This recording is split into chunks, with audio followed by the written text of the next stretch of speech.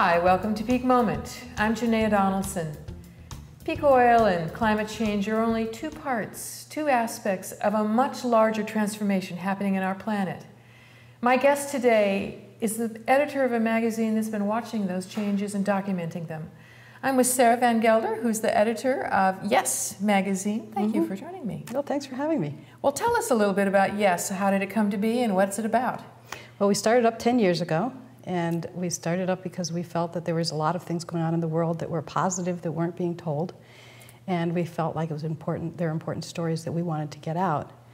And you know, a lot of people ask about, well, how can you be telling such positive stories during difficult times?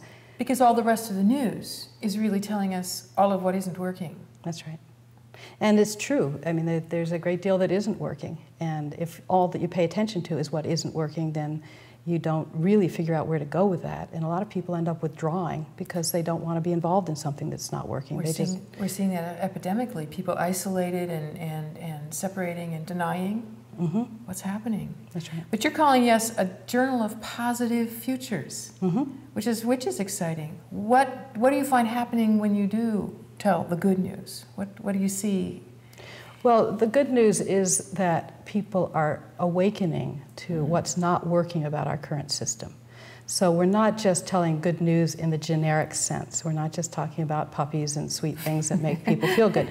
What we're talking about is the ways in which people are in their everyday lives, in their communities, in their families, and as activists and on the world stage are creating a different possibility for our future. So the story that we get from the media about how inevitable it is that we'll have war, how inevitable it is that we'll have poverty, and that people's lives will be spent in, most people's lives will be spent in meaningless jobs, and if they're lucky, they'll be able to retire. Those kinds of stories are becoming increasingly pervasive, and they are simply not the only story that's available to us. We have much greater possibilities available. Well, you know, you've been watching, one of the gifts of Yes is, of course, you're independent media. You don't have advertising. That's right. So you are free to tell the stories that you want to tell, that you see, that you get. And I would imagine that a lot of your input comes from the ground, that from folks who are doing those projects. I mean, how do you get your stories? I should add that out. You do each issue on a topic or around a theme. Tell us how you gather that information, those stories. Well, let me tell you about our current issue, which just went to press last week. The issue is called Healthcare for All. And the reason we wanted to do the issue was it's so clear that the healthcare system is broken, and it's so clear that Americans care passionately about getting a better system. So that was basically what we had to go on, that we knew that that businesses can't continue to pay these enormously increasing premiums. We knew that people are suffering terribly because they're going bankrupt in some cases, and they're having to... Because of healthcare costs. Because of healthcare premiums, or healthcare crises, or even if you're covered by insurance, you can end up in a bankruptcy because of all the deductibles and the co-pays and the limitations. So we knew that people were suffering a lot, and we knew that the midterm elections were coming up. And we thought, there's got to be something happening here. So that was sort of our framework for looking into it. And sure enough, we found out that all across the United States there are grassroots movements as well as national movements for universal health care. And you wouldn't know it if you paid attention to the corporate media because it is not being reported. And you also wouldn't know it if you paid attention to the political debate because with a very few exceptions, the political leaders are not willing to talk about it. They're willing to talk about around the edges, the Medicare prescription program and what's not working there and maybe little adjustments. But in terms of actually taking on the question that Americans overwhelmingly want addressed, they are not touching it. Well, we can touch that one because we are not getting any advertisements from the pharmaceutical industry. We're not taking any money from the big drug corporations. So we just got right in there and told the story about all this grassroots effort that's going on that we were amazed to discover. We did not know when we went into this that there was so much of this. We knew about a few isolated states here and there, but San Francisco, the city of San Francisco just passed a universal health care ordinance. It's basically going to make sure everybody in the city is covered, and there's a statewide movement in California and many other states as well. I'm heartened. I'm glad I'm in California. And the other thing that was be everywhere. Absolutely. Go ahead. The other thing that was so remarkable about this, as we got into it, was that we heard that a commission that was set up by Congress to hold town meetings around the United States held town meetings, in dozens of cities, Fargo, North Dakota, Memphis, Tennessee, not just the big cities, but all through the heartland and the coasts. And what they were basically coming up with the same set of agendas that the political leadership mostly wants to bring to us, like, well, are you willing to pay more in order to get maybe a little more security and maybe to have your health care coverage not get a lot worse? And people in all these town halls were saying, no, that's not the question. The question is, we're already paying plenty, and we can have universal health care for what we're already paying. Yes. So in town halls across the United States, people were rebelling when these questions were presented to them. So remarkably, the American people are way in front of their so-called leadership, and yet they don't know about each other. They just know about their own little effort. Exactly. Well, that's part of what the gift in your magazine is starting to make. You are making connections among those voices. That's right, and that's where the hope comes in. Because if people feel like, somehow this world is going crazy and it's only me and my friends and a few other people who kind of get it, that's deeply discouraging. But when people find out that it's happening across the world, that they're part of this global effort, this global movement for a different kind of a future. I think people in that way sense that there is something bigger of which they're a part, even if it's only their little local activity. That's right. Almost like a global consciousness of its own arising that's more about living healthy, living well, taking care of the planet. I mean, the topics that you're covering, which would be fun to have, let our viewers know. What kind of themes and topics have you covered? Oh, a wide variety. All over the place. Healthcare is the one I just mentioned. We've done the prison. We've done an issue on the prison system, and we called it, "Is it time to close the prisons?" Because the United States incarcerates 2 million people.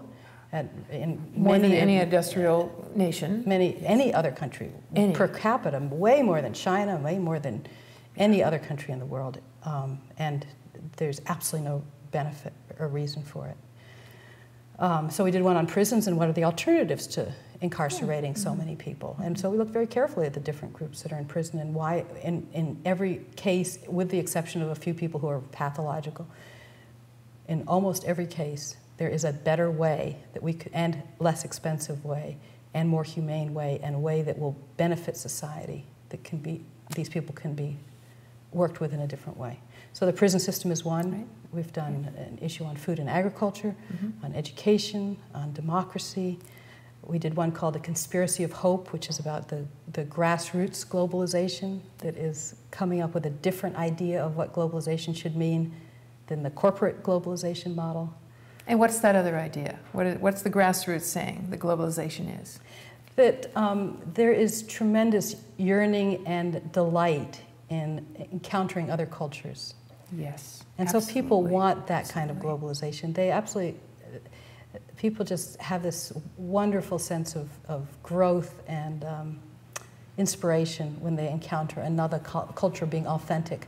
What's a mistake is the globalization that tries to homogenize all those other cultures by imposing a Madison Avenue version or a Hollywood version or a corporate version on everybody. Exactly. Our delight when we got a chance to visit Thailand was meeting authentic Thai shops and people and so on. And it was just, it was like, don't show me McDonald's. It's like, that doesn't belong here. It doesn't, Pepsi-Cola, don't belong here. This is a different culture. That's right. So there's a political and an economic side of that. The political side is when one small group gets so much power in the world that they impose their will on everyone else.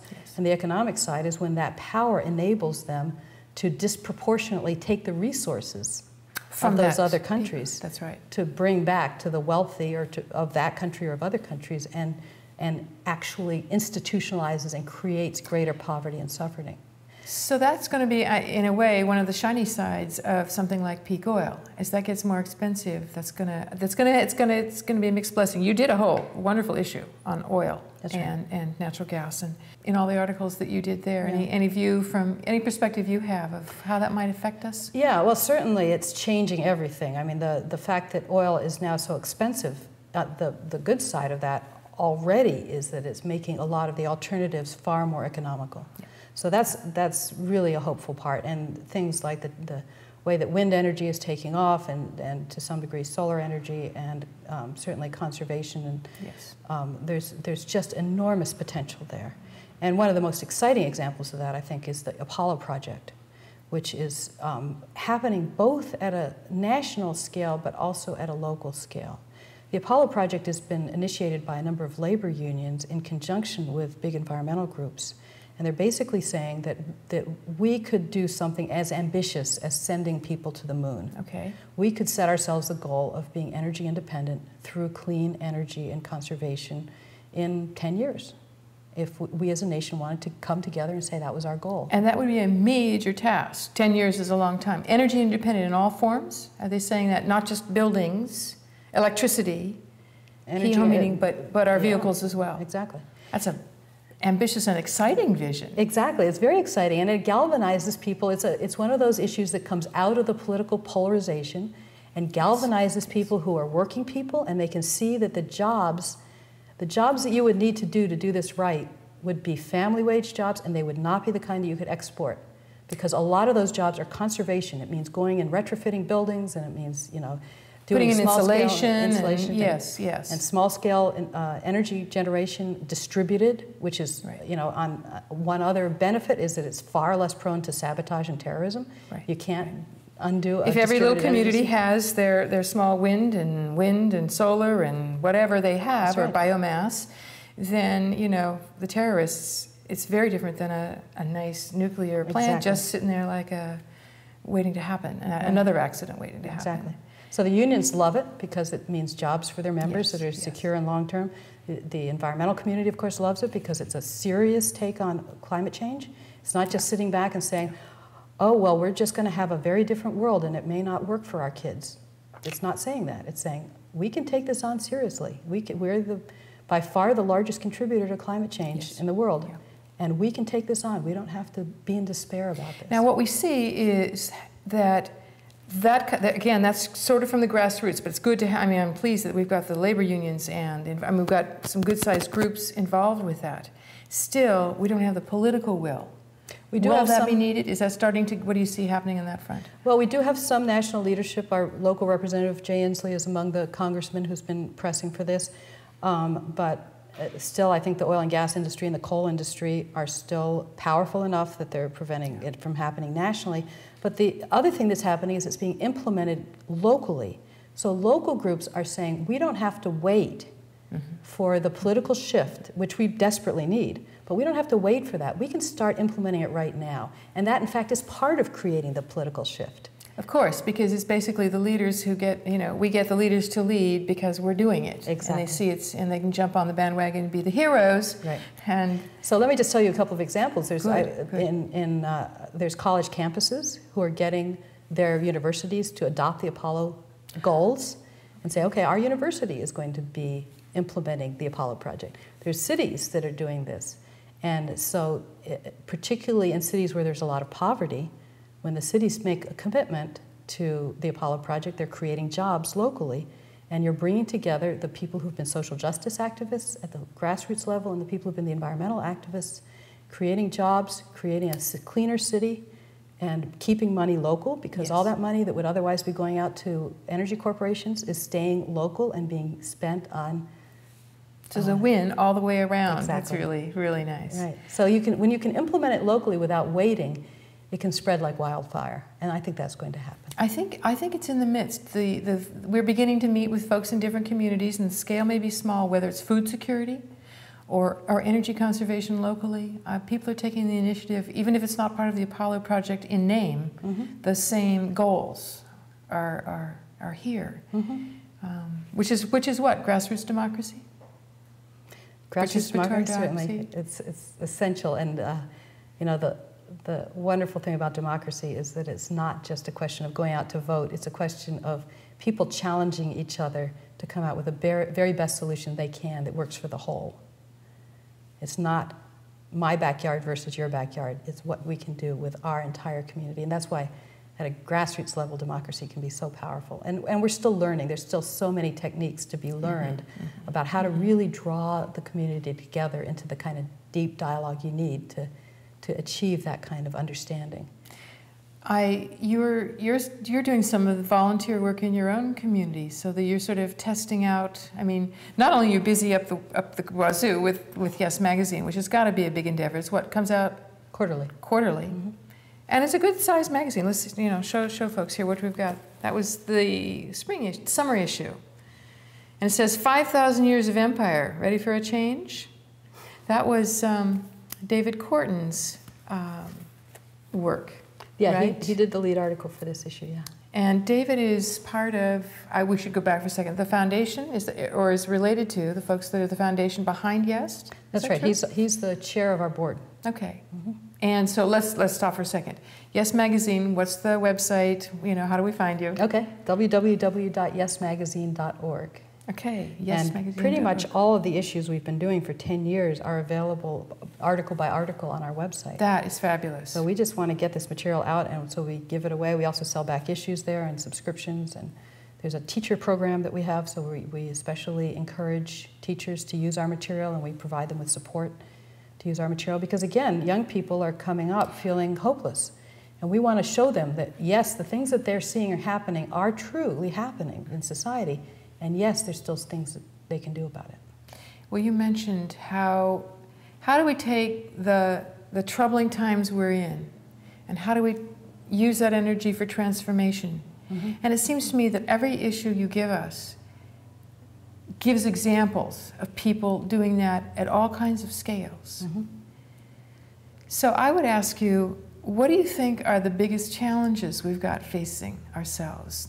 There are challenges all over the place. We could probably talk for 3 hours about that. Both the challenges and also what gives you hope. Mm-hmm. We got to get the good news too. Well, you've mentioned some of them having to do with energy and what the implications of peak oil may be. I think climate change is a tremendous one.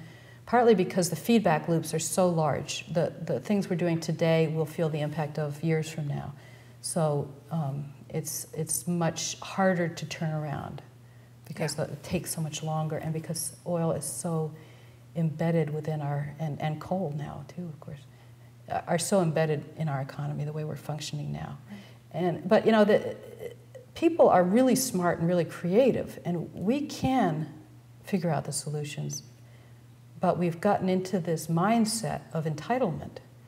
The George Bush Sr. was very famous for saying at the Earth Summit in Rio, the American way of life is not up for negotiation.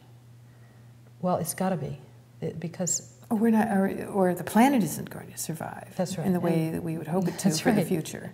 I mean, there's, whether you use the terminology of biology or use the terminology of Gaia, there is this living planet that makes our lives possible. Yeah. And we are biological creatures. Even though we're so industrialized, sometimes we forget it. Yes. We still breathe air, we still drink water, and we still eat food that comes from the soil and comes from the sun. And those are, and the air. And those are realities that we cannot forget about. So if we drain the aquifers that are supplying the irrigation water for our food, we will feel the effects. It doesn't matter how much industrialization we have. That's right, that overlay. I have the image of, we have the industrial, it's like standing in the ocean and the waves come in. It's like we're eroding that base that we're standing on by using up the aquifers and the oceans and that thin skin of the atmosphere. That's right. It's much thinner than we'd even imagine relative to this planet. Right. So entitlement is irrelevant in that kind of situation. It's sort of like if we were on a spaceship, the spaceship image somehow is easier for people to imagine than the whole planet, because it seems like the planet is just always abundant. It's always willing to keep giving us and giving and giving and giving. And still is. And still is. But its capacity to give is being undermined by what we're choosing to do. So entitlement is irrelevant. It's almost the cry of a baby that wants to just keep feed me. That's right. Yeah. And we have got to outgrow that. We have got to outgrow that. We are far too powerful a presence on the planet.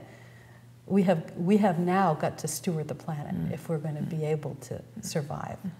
Your spaceship notion. We stepped across it. We're in a spaceship. There are limits. And entitlement doesn't fit. I mean, it's like we're all here together.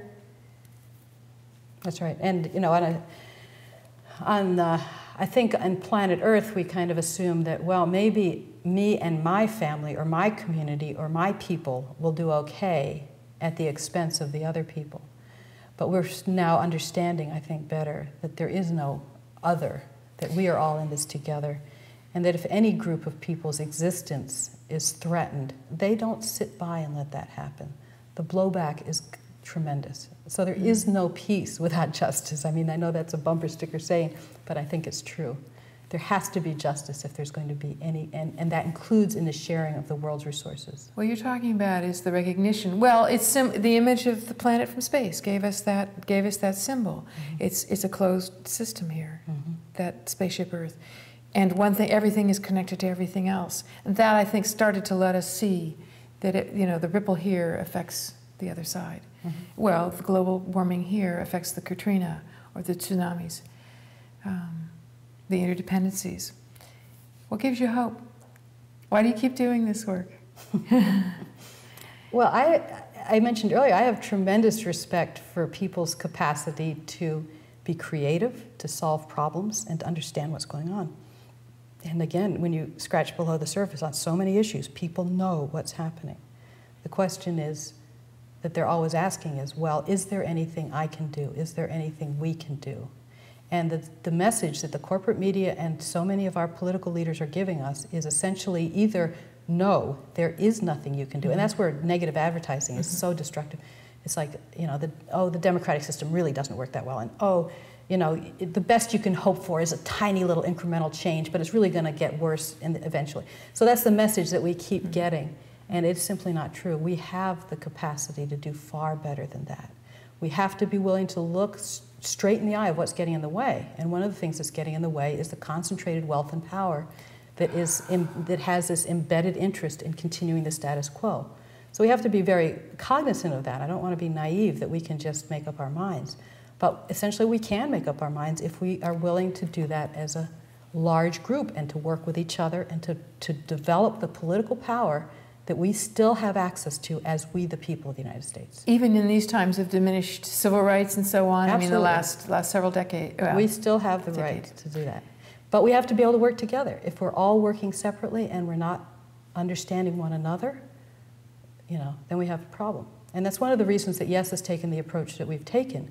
Instead of just focusing on, say, the environmental movement or just on one movement, we've been saying, in each of these cases, these issues are connected. Good, yes. In each case, it affects everybody. Wherever they happen to be on the political spectrum, their children's future is at risk. That's right. Whatever color they happen to be, whatever nationality, certainly people have different kinds of things that are most uppermost in their minds at any particular time. And we have to address the entire package of what it'll take to have a future that works for everybody. And if we can't do that, then we won't be able to muster the political energy to make the change that needs to happen. So we have to be reaching out to people who are not like us and working together on what kind of future we can create. I'm sure that you see it happening because you're documenting it. Where would you, if somebody were listening and hasn't gotten involved yet, what kind of guidance do you have for them to find where they can just begin in some small way? Do you have any sense? Yeah, I think 3 minutes here. Okay, I think that people do the best when they follow their heart. So the thing that they're most connected to, that they care the most passionately about. So it may be, something, a gathering place in their community so that there can be a stronger sense of community. It may be calling together 2 or 3 friends. If you get 3 or 4 people in a room and you care about the same thing, you can make change happen. It doesn't take starting some huge organization at a national scale. And you can do more than write a check to the organization you care about, although that's helpful too. But you can get involved and say, this is the kind of a future we want for our community. And share that vision and talk about it and begin to do some things that move in that direction, even their small steps. Yeah. And sometimes, sometimes a group will get together and it won't be action won't be the first thing they do. Maybe they need to study together for a while, or maybe they need to share from their own hearts and their own experience for a while. But once they've done that a few times, you start seeing where the energy comes together and where the possibilities are that they may not have realized were there. And then you start taking it out, and people start recognizing, okay, here's some leadership happening. Here's somebody who has a positive vision. I want to be part of that. Yes. It starts attracting. It's using that, there's some energy here, and people, yeah, I want to be part of this. So what you're talking about, in a way, is there are a lot of forms for just entering into this consciousness of we've got change and we can make a difference. We can solve what we need to do. Whether it's, and it uses everybody's skills or talents. It doesn't have to, everybody doesn't have to be a, you know, a political leader kind of leader to do that. I love the notion of having it be empowering all the small, local efforts. What, from your catbird seat, if you've ever, you know, when you envision the planet in this our last minute here, the way you dream it, what's that like? Oh, well, it's hard to do that in a minute. I think, you know, the thing that is most important to me is that the human capacity, our ability to be really smart and really creative and really caring about one another. If we tap into that, when you see that sort of coming to the fore, these miracles happen, and people come out just in awe. And if we had more time, I'd tell you about my own community experience doing that. But people come out transformed. And when we keep being told, no, people are actually pretty greedy and pretty isolated, people actually come to believe that. So again, that's one of the things we're doing in Yes all the time, is showing people, taking that kind of initiative, making that difference, bringing their heart and their spirit and their intellect and everything to the fore, and showing how powerful that is. Thank you. Thank you for this conversation. Thank you for what you're doing in Yes, and keep it up. You're a gift to all of us. Thank you. I've enjoyed it. This is Peak Moment. I'm Janaea Donaldson. Join us next time.